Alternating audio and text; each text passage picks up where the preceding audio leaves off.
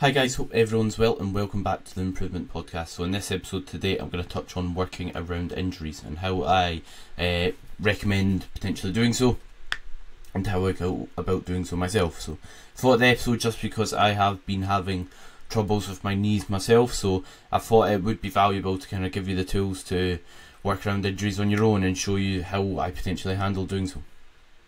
And by no means am I a physio, I just have experience doing it, so it's just simply me sharing you my experience. If you need professional help, get it, but this is not it, if that makes sense. So just basically simply discussing my experience and how I handle it and how I like to. And in terms of, first of all, something I'd like to say is listen to your body. If something hurts, don't work through it. It's obviously a sign that you're doing something wrong. If it's execution or if it is due to any other reason, the worst thing you can do is just keep working through it and making it worse and not listening to your body, because it will just inflame the area or aggravate whatever is aggravated, and as a result maybe cause a long-term issue from what was originally something short-term, and as a result just make you need to take time off training for even longer. For example, you could have maybe just lightened the load slightly or done something else to basically not put that stress on that muscle, but if you work through it then you are just setting yourself back further. So if something's sore, listen to your body and don't just work through it.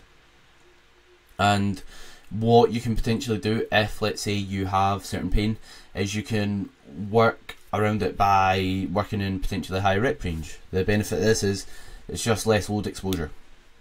So if you're doing a 20 rep set on the leg press, which is kind of like a good movement to do a high rep set on if you're going to, especially one that you can handle a lot of load on, it can do you some good having a bit more of a higher rep set, and you can potentially get more out of it, in my opinion. Leg presses just anecdotally feel better. If you aren't doing like a 5 to 9 rep set, I probably wouldn't recommend it, just because the overall load you'll be lifting is pretty ridiculous. There'll be a lot of stress on your joints there. And yeah, so could you work in a higher rep range just to basically reduce load exposure, or could you use a different tempo to again reduce load exposure. Not only that, but what a certain tempo can potentially do is reduce the amount of inertia, which is basically acceleration. So if, let's say, you control the way down, pause at the bottom and then drive up on, let's say, a squat, then that's going to put less stress on your knee joint in that bottom position than if you bounce down then back up out the hole. And what I mean by that is, what basically inertia is just basically acceleration. What moves must be stopped. And if, let's say, you are moving an object at high speed, then in order to slow it down you need to produce more force to change direction with that, if that makes sense. Whereas if you go really slow, you're not requiring as much force in that bottom position to change direction. What I'm trying to say is, if you just bounce down to the bottom of a squat, you've got a lot of stress on your knee joint in that bottom position. So controlling the tempo and like having a really good eccentric, adding in a pause, usually only does some good. The caveat to that is, if it is sore at the bottom, you're spending more time where there is pain, which you could potentially argue isn't the best.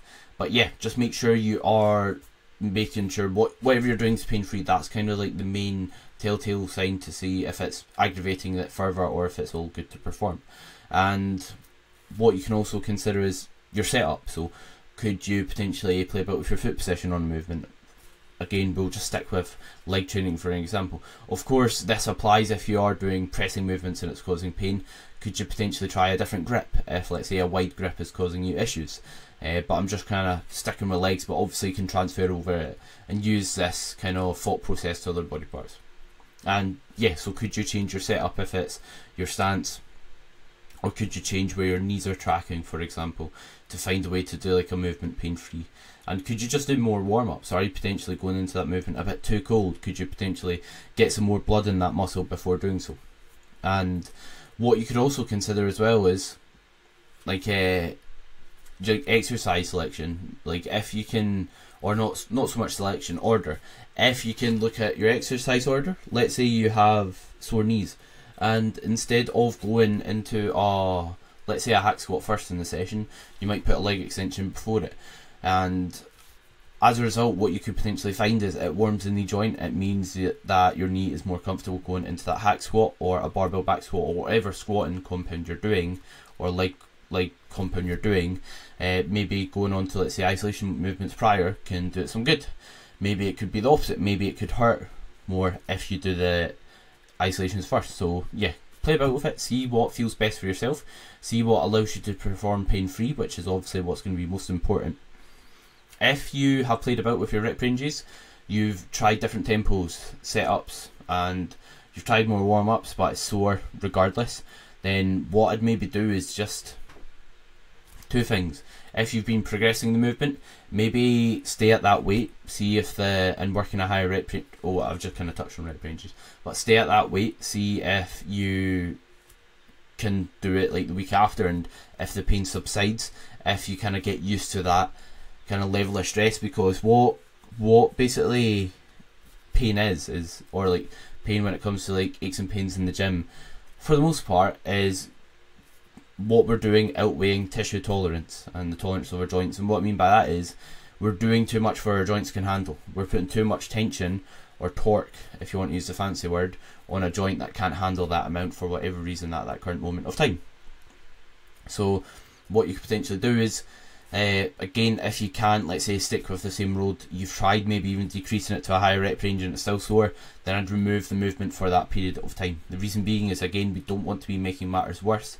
The best thing you can do is just be stubborn and make matters worse and cause a long-term issue from what was just a wee short-term wee ache or pain. Because usually when you do have aches or pains and something is sore, then what you'll find is it will just, there's usually a sign. Like if you, let's say, come into like an elbow injury or something, usually like you might have had a wee bit of discomfort and you just didn't think anything of it and didn't really change anything as a result of it, and then the matters get worse and then it becomes a long-term issue. So usually we can spot these things in advance, but we just don't really listen, don't really think about it, and then once something happens, like we hurt that body part, etc., then we look back and be like, damn it, I wish I changed something, I wish I listened to my body there. So typically I find you can work around things like that and see them coming. So yeah, remove the movement if you can't do it pain-free. And if something is pain-free, then, and what I mean by pain-free, if it causes no pain both during and after it, then I'd just crack on with it, meaning I'd keep doing that movement and not really worry about it. And if, let's say, that means you can't do leg presses for a period of time but you can squat, you're still going to be able to grow your legs. Same applies with other body parts. If you can't do like a certain movement when it comes like a barbell bench press, you're not going to have, that doesn't mean you're not going to grow your chest. There's nothing wrong with a set of dumbbells or using a machine. If anything, you could argue they're better in some circumstances. So yeah, if you can't work around it, just remove it and kind of do what you can. If that is swap into another variation of that movement, for example, if let's say hack squat hurts your knees, try a barbell back squat, see how we get on there. Could you potentially do that and not have any issues? We basically want to only put force through our body that on that muscle that that specific muscle can tolerate, if that makes sense. We don't want to exceed what it can tolerate, and that will change throughout a period of time. Like it might be when you have like the biggest, or your knees are the worst, that you might not be able to do much weight at all and you still have pain, like I experienced. Whereas if you gradually work it up, you're careful and cautious warming up, then you can maybe get stronger over time, and then the tolerance in terms of your joint tolerance, what it can tolerate without running into pain and injuries and issues, can be better. And in terms of what causes injuries and aches and pains and wee niggles, so the reason why I want to touch on this is because we don't really need to know how to manage them if we just don't run into them in the first place, which is obviously going to be better. We want to be able to train without having to worry about injuries. So it's probably better touching on what causes them than just leaving it there in regards to how to work around them, if that makes sense. So the first thing that I think causes a lot of issues is lack of control. So lack of control meaning not controlling the way down and bouncing out the bottom position, not controlling your changes of direction. 9 out of 10 times when a client says something hurts, I look at their form, they've not got an appropriate amount of control, or they've not got appropriate amount of control on another movement that trains the same body part, and that pain's just milking over to that other exercise. So if, let's say, you're bouncing out the bottom, again that's a lot of stress in your joints. If you aren't pausing it at any point in the rep, when it maybe could potentially be a good idea to do so, then that's something you could try, because what's going to happen is it will just reduce the amount of load you're lifting, which isn't necessarily a bad thing. We obviously want to get stronger over time, but with good form, of course. And if we're using less weight, we are still reaching failure. To an extent, you're getting the same out of it, maybe even more out of that movement, depending on what the movement is. But you're never gonna really have any downsides from having a controlled eccentric, because the eccentric portions where the bang for the buck is, that's where the value of the movement is, that's where we arguably build muscle best. It's also where we're strongest, so there's no reason why we can't, there's no excuse for not controlling your eccentrics on the way down. So yeah, that's the most common thing I see when it comes to movements in the gym, like a lack of control causing it. So yeah, make sure you're pausing your reps, using a full range of motion, and not ego lifting pretty much. What can also cause it is just movements with a lot of torque or stress on a target muscle. So maybe like when you're performing a hack squat, we've got a lot of bend in the knee, we've got a lot of load on the quad, whereas things like a barbell back squat, we've got more distributed evenly. So running the movements with a lot of torque, especially with a lack of control, can sometimes cause it. Torque is basically how much like tension is on a joint, if that makes sense. So if there's a lot of torque, then there will be a lot of stress on that joint. So the equation to work out what basically torque is, it's kind of going off in a tangent, but it's just like how much force you're experiencing times moment arm. So what force is just how much weight you're lifting. Moment arm is basically how far, it's hard to explain in a concise manner, but how far the line of force is away from the joint. So what I mean by that is, like when we're doing, like say, a hack squat, our knee's really far over our toe if we position our feet correctly, so that puts a lot of force on that knee joint. And another example of what movements could cause, let's say, a lot of issues is if, let's say, you're doing, a good example where there's a lot of torque is the top of a dumbbell lateral raise. That's a great example. Movements where there's a lot of tension on like a muscle, although it's good, we want tension, sometimes it can cause issues as a result of that if they're done with a lack of control. And in terms of what else can cause issues, it's repetitive stress. So basically connective tissue takes longer than muscle to recover. So if, let's say, we're performing movements that are pretty similar quite frequently, and maybe our connective tissue is not healing and recovering as fast, and we're still, let's say, going back in the gym and training again, then that can potentially be a reason. So also, like if you are doing the exact same motion for like 3 sessions a week, for example, if you're barbell bench pressing 3 times a week, then you're probably going to run into some sort of elbow or shoulder issue for the majority of individuals. Not that you can't barbell bench press or it's going to 100% cause pain, but if you're doing it 3 times a week, it is common to run into some sort of issue. So what you could do instead is just have some sort of variation, because if you're doing the exact same movement pattern, exact same rep range, touching the bar to the exact same bit with the exact same grip, then that's like a lot of stress being put on that one point for like very frequently, and that's gonna accumulate over time.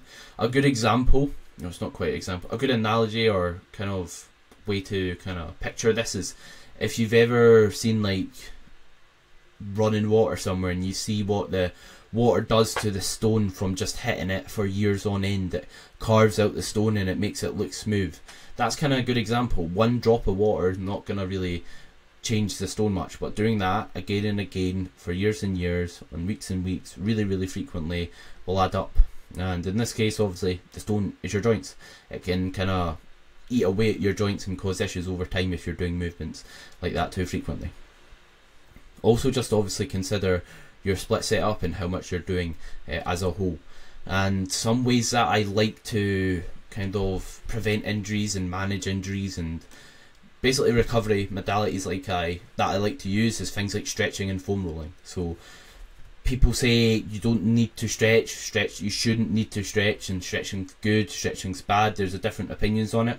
Personally, when I stretch and foam roll consistently, my joints have less bother, especially my knees. My knees have less bother when my quads aren't tight when I'm stretching them and foam rolling them consistently. So I'm a fan of it. It's helped me, and I believe that is what keeps me pretty much pain free, because I don't run into a lot of issues in the gym. And being mobile and not having excessive tightness in one area is not going to, it's only going to help. It's not going to hinder anything, let's be honest. There's some research that says you shouldn't stretch before a workout. My take on that is, again, is grabbing your leg and stretching your quad to 20 seconds going to stop you from progressing a lift? I don't think so. If you are doing, let's say, really aggressive, excessive stretching for a very long extended period of time, let's say stretching your quad, you're doing that for like 5 minutes, then maybe. But if you feel like it's tight, it's going to stop you from doing a movement pain-free, or it's going to stop you from doing it safely and effectively, then I'd rather someone stretch than not stretch, because they could have a wee bit of benefit in regards to their performance. So I personally like stretching. I just do it away from my session. There's also something to be said about like foam rolling and stretching, putting you in a relaxed state, which in turn can help improve your sleep quality and then your recovery. And in terms of what other recovery modalities work, or something else you can do if you have, let's say, an injury or you hurt something in the gym, is icing like straight after can blunt inflammation. But we shouldn't do this consistently, because inflammation's good and bad to an extent. We want inflammation in some circumstances. Muscle growth is an inflammatory response, for example. So if we're getting out the gym every session and we're taking an ice bath or using ice, then that will have anti-inflammatory effects, which will obviously maybe help certain injuries or aches and pains, but it will also blunt muscle growth. So you should be mindful of that. Is it better to, let's say, recover from an injury slightly faster than not, let's say, expose yourself to cold exposure? Yes, but I wouldn't like someone doing that every single session for weeks on end, if that makes sense. And from there, heat can promote recovery if you like tweak your back or something like that, which is something my physio like suggested to myself. If you ever hurt something, so you can potentially use heat exposure through just like a hot bath to kind of like relax your musculature, which is something I'll do if like I said, if I do tweak my back, that's what I kind of do. I try and get some cold on it, and then after that use a hot water bottle, have hot baths, and that can help potentially loosen an area. Some other things you can do to just stay injury free is just kind of consider supplements that help in regards to joint support. So things like curcumin has great anti-inflammatory effects and other benefits to it, and glucosamine as well, and omega-3 fatty acid, or yeah, omega-3 supplements or fatty acids are ones that are super valuable in my opinion. Omega-3s you can get from food, but these supplements shouldn't be a band-aid. They will be, obviously, they will have benefit to it. They're ones that I believe have good research behind them and they're valuable, but you shouldn't just not change your execution or not change your form and take supplements and hope it fixes your poor execution, because it probably won't work. You'll probably still have issues. Again, it's to supplement what else you're doing. It's not to add, or it's not to kind of, it's not to make up for you having poor form. So in terms of when to add movements back in, so what I recommend is, if you've got an injury or something, what I personally do myself is, if I can't do that movement pain free, I'll basically take it out, and I'd at least give it a few weeks when you've not had any issues, and then add whatever movement that is in, or just stick with another variation for a block, or maybe longer. But then if you, let's say, you really feel like you need to go back to that movement, or your other movement stalled, give it a try again, start it with immaculate control in a high rep range, see how it feels, and then just run with it. But again, if that caused issues, there's no reason why you need to run that certain exercise. You could always try another. And if it is pain-free, then crack on and gradually increase the exposure of load to your joints, or basically gradually increase the load over time, and just be mindful of it, of course. And what you can maybe do is just like pause the movement, again make sure execution is flawless in regards to your eccentric control, and then you can always like remove the pauses at a later date, but there's no harm in pausing a movement. It's not really going to have much downside, so it's not even a bad idea to run things like pauses in your training long term on certain exercises to prevent these issues kind of arising. And something, or a reason why I like to pause movements is when you're performing a lift, if you're exploding up and then let's say not controlling that top portion, not having any pauses there, how do you know your muscle is finishing that rep, or if it's not just acceleration from the other 3/4 of that rep? Because it most likely will be if you are, or the 2/3, sorry, if you are, let's say, doing a leg extension, you're throwing it out the bottom really explosively, is your quad actually taking it to the top of the rep, or is it just momentum pretty much carrying it there from that bottom position, from you exploding up? So yeah, quick recap on the episode. So in terms of managing injuries, you can consider execution in terms of your tempo, you could consider your setup, just basically playing about with it. Can you do that in a pain-free manner? And if you can't, use a higher rep range, improve execution, or do anything that allows you to do it pain-free. You can remove it from a period of time, and just be mindful of what could potentially cause it. Is it the movement itself, or is it you have, let's say, maybe excessively tight musculature in certain areas which causes you to have issues? So personally, I like stretching and foam rolling. I think that's something pretty valuable for injury prevention, and that's kind of like the main thing I do, as well as obviously sleep and eating, and also take supplements that are good for your joint support, things like that.